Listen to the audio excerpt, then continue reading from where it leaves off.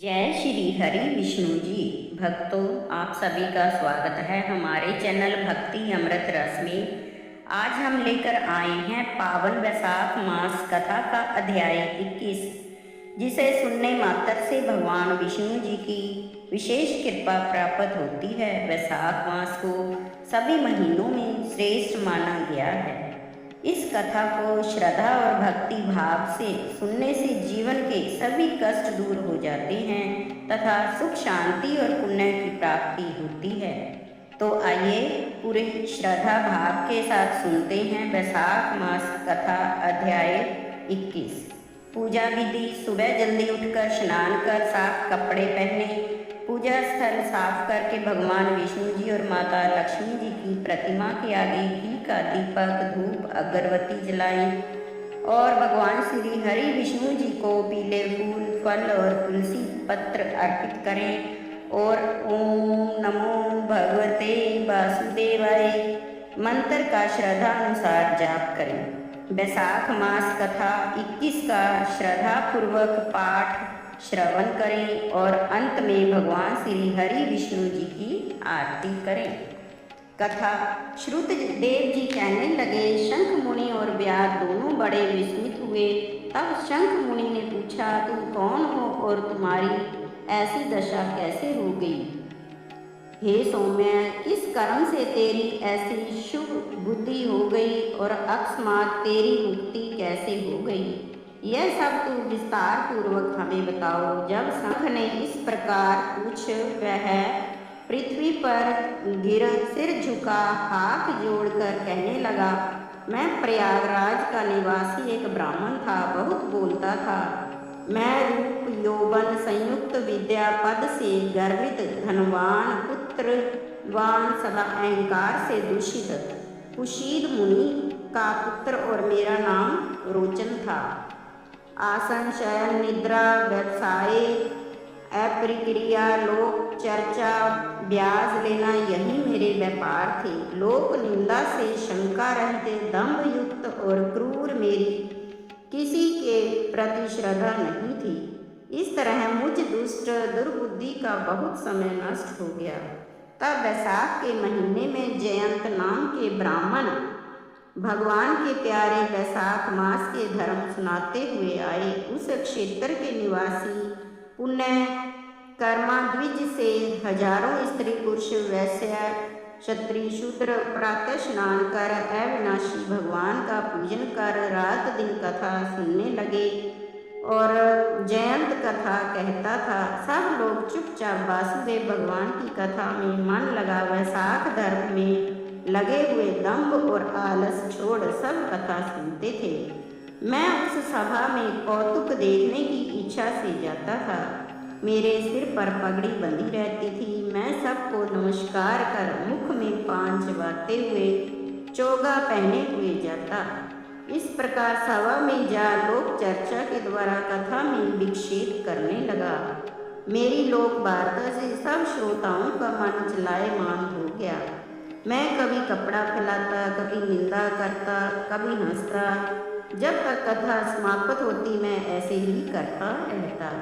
उसी दोष के कारण मेरी बुद्धि नष्ट हो गई, अवस्था क्षीण हो गई और सिन्नपात रोग से मेरे प्राण जाते रहे।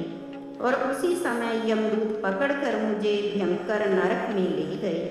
वहाँ 14 मनवंतर तक अनेक दुख भोगे और कर्म से 84 लाख योनि भोग कर अब इस वृक्ष में निवास करता हूँ। यह वृक्ष दरा भोजन लंबा चौड़ा और 100 योजन ऊंचा है।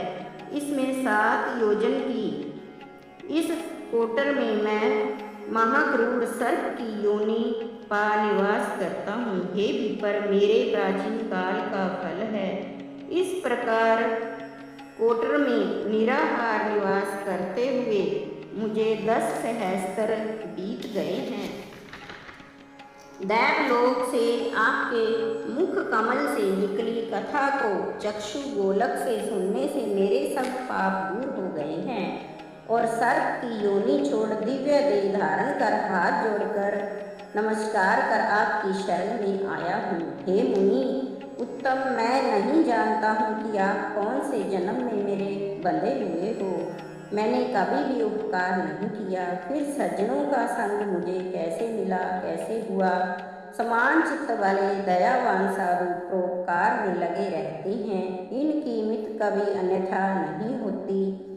आप मेरे ऊपर आज अनुग्रह करो, जिससे मेरी बुद्धि धर्ममयी हो, जिससे गति मिले और विष्णु भगवान के प्रति प्रीत हो। सुदर्शन चक्रधारी विष्णु भगवान को कभी न भूलूं और सदा सच्चरित्र साधु महात्माओं की संगति में रहूं। मुझसे कभी अधर्म न हो, अहंकार न हो, मैं सदा दरिद्री रहूं। इस प्रकार अनेकों स्तुति कर बारंबार नमस्कार, हाथ जोड़ सिर झुका मुनीश्वर के आगे चुपचाप खड़ा रहा। शंख मुनि प्रेम से भर गए और दोनों हाथों से उसे उठा उसके शरीर को अपने हाथों से स्पर्श करने लगे, जिससे उसके सब पाप नष्ट हो गए और उस दिव्य रूपधारी ब्राह्मण पर अनुग्रह कर कृपालु हो भावी वृतांत कहने लगे। हे द्विज, वैशाख मास और विष्णु भगवान का महात्म्य श्रवण करने से तेरे सारे पाप नष्ट हो गए हैं। तू दशार्ण देश में ब्राह्मण के घर जन्म लेगा और वेद शर्मा नाम से प्रसिद्ध हो सब विद्याओं में विशारद होगा। प्रत्येक जन्म में तेरी अत्यंत जाति समृद्धि होगी। इसी स्मरण के अनुबंध से तू संपूर्ण इच्छाओं को त्याग कर वैशाख युक्त विष्णु भगवान के प्रिय धर्म करेगा। निर्द्वंद निष्प्रय गुरु भक्त और जितेंद्रिय होकर उस जन्म में तू सदा विष्णु भगवान की कृपा में तत्पर रहेगा। तब तू सिद्धि प्राप्त करेगा और तू संपूर्ण बंधनों से छूटकर योगियों की भी दुर्लभ परम धाम को की प्राप्ति तुझे होगी। हे पुत्र, डरो मत, अब मेरी प्रसन्नता से तेरा कल्याण हो जाएगा, क्योंकि चाहे हंसी, डर, क्रोध, द्वेष या स्नेह से विष्णु भगवान के नाम का उच्चारण करे तो पापी भी निर्मल हो विष्णु लोक को जाते हैं। जो श्रद्धा पूर्वक क्रोध को जीत कर जितेंद्रिय होकर सुनते हैं, उनका तो कहना ही क्या है। जो दयावान हो श्रवण करते हैं, वे भी मोक्ष पाते हैं। कोई केवल भक्ति से कथा लाभ में तत्पर हो जाए और संपूर्ण धर्मों को त्याग देते हैं, वे भी विष्णु के परम पद को पाते हैं। जो कोई द्वेष आदि से अथवा भक्ति से विष्णु की उपासना करते हैं, वे भी विष्णु लोक को जाते हैं, जैसे पूतना की मुक्ति हो गई। महात्माओं की नित्य संगति, बातचीत और उनका आश्रय मुमुक्षु पुरुषों का नित्य कर्तव्य है। यही वेद उक्त विधि है। यह बागी विसर्ग जिसमें संपूर्ण पाप दूर हो जाते हैं। भगवान के भिन्न यश से भक्ति जो अनेक नाम हैं, उन्हें साधु महात्मा सुनते हैं, गान करते हैं और मनन करते हैं। ऐसी जो भगवान की सेवा है, इसे न कष्ट उठाने की आवश्यकता है, न अधिक धन खर्च होता है। भगवान रूप और यौवन पर प्रसन्न नहीं होते। जिसके स्मरण मात्र से प्रकाश में धाम मिलता है, उस दयालु परमात्मा की शरण में ही हम जाते हैं। तू भी उसी अनामय नारायण की शरण में जा। वह नारायण भक्त वत्सल, अवक्त, मन द्वारा गम्य और दया के समुद्र हो। हे महामते, वैशाख उक्त इन संपूर्ण धर्मों को कर इनमें जगदीश्वर भगवान प्रसन्न होकर तुम्हारा सब तरह मंगल करेंगे। ऐसा कह मुनीश्वर चुप हो गए। तब व्याध को देख विस्मित हो वह दिव्य पुरुष मुनीश्वर से कहने लगा। दिव्य पुरुष बोला, हे महाराज, मैं धन्य हूँ, आप कृपालु हो, मेरे ऊपर बड़ा अनुग्रह किया है।